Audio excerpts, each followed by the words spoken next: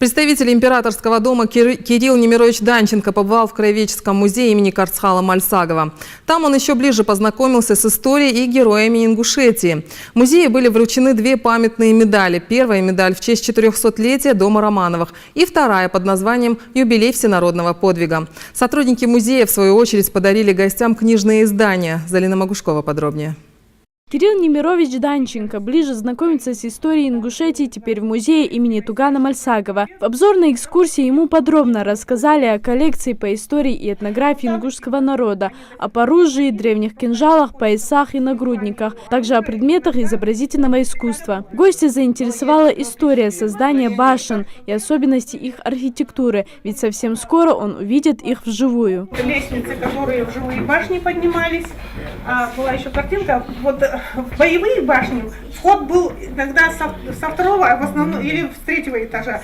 И туда поднимались по приставным лестницам. Представитель императорского дома внес свою лепту в обогащение коллекции музея и вручил две памятные медали от имени великой княгини Марии Владимировны.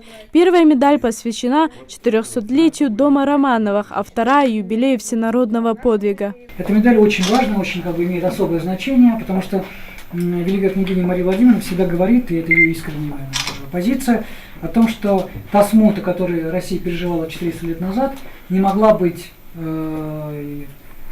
исчерпана, не могла быть побеждена только силами отдельных героев. Ну а после всего увиденного почетный гость не смог не посетить памятник, воздвигнутый основателю города Назрань Карцхалу Мальсагову. Именно благодаря его мужеству и дальновидности многие наши предки после многовековой жизни в горах вернулись на равнину и осели около реки Назранки. Впечатление от сквера представитель императорского дома сохранил в фотокадре. Залина Магушкова, Магомед Урусханов, Новости 24.